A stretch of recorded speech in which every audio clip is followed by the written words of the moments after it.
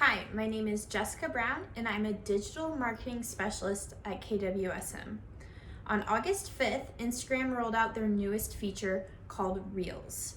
This feature plays off the increasing popularity for short form video and really allows users to get creative with what they're posting.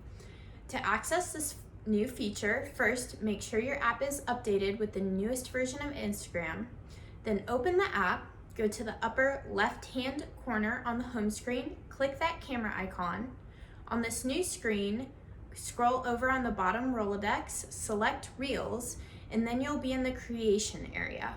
In this area, you can set a timer, physically record the video, add effects, add text, and choose music for your video to be dubbed to.